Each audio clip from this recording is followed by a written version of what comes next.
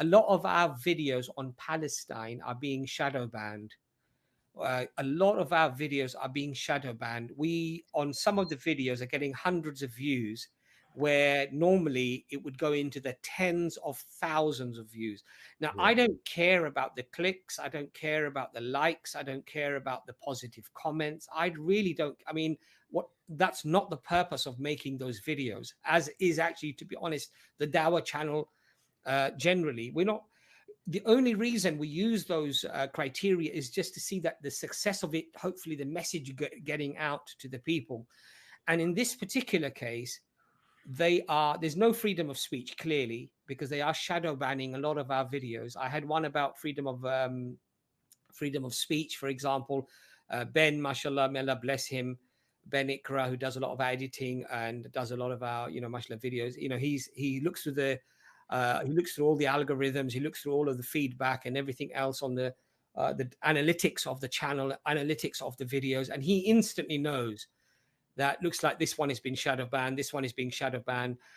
Clearly, the authorities, as they are looking into what we're doing, and complaints are being made, suggestions are being made to YouTube. We do know that government policy is that they do sometimes intervene, and they do put pressure on YouTube to shadow ban things and to restrict things.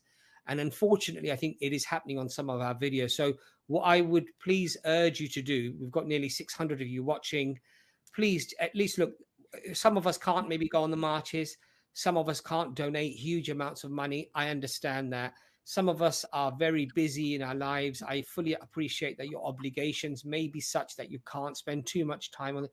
Please just share the videos. At least let the message get out to the people.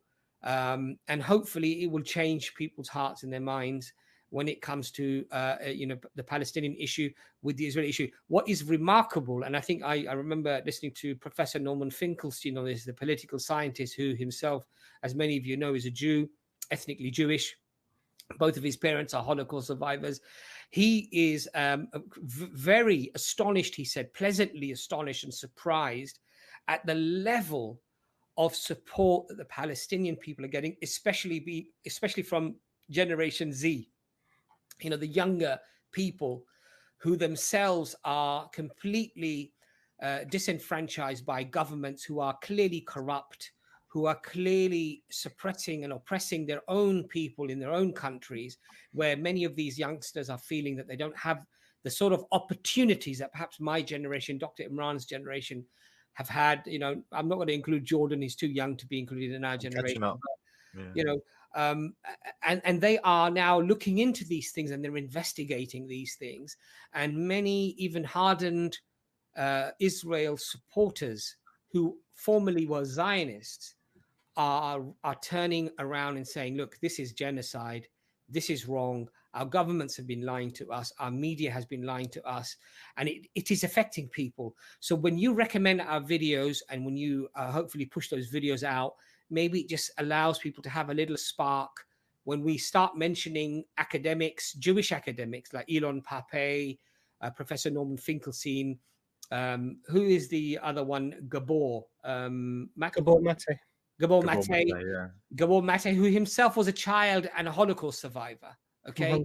And when we sort of mention these names, even though our videos might not necessarily be good, I'm not saying that they are good, but people may go on to these academics and look at some of their works, and that will have a significant impact on how they judge the issue, because these are Jewish academics who are heavyweights, really heavyweights, when it comes to this issue of Palestine and Israel. Some of them are previously Zionists themselves. I think Elon Pape actually served in the army, if I'm not mistaken, in the early days, if I'm not mistaken. And yet their works are groundbreaking, analysis of the issues, and it really shows up the brutality and the utter genocidal, psychopathic direction that Israel has taken against the Palestinian people. And this is not about being a Palestinian supporter or being a Zionist supporter or being a supporter of any football team or nation. This is about being a supporter for justice, for fairness. This is about being just. Before I get too passionate, let's get Adam O'Flynn on. Sorry, guys. It would be, it wouldn't matter. It wouldn't matter who the people are and who's Exactly. doing that. On Exactly. either side, it's just not. This is absolutely. Can I add to your thing, Abbas? Because brother Hamza Sources has put out a really good. He's sort of done a book on the sort of arguments and how to deal with Palestine, Israel, and it describes a lot of what's going on over there. It's a PDF. You can download it free. I've seen off Sapiens. So, if you can get us the link, Jordan, yeah, just put it in the I'll have a comments look. and we'll put it up on the screen for people to access. I mean, it's all about educating ourselves and hopefully educating people as well. And my brothers and my sisters, history will look back. People will look back in history, and they will see what's happening today.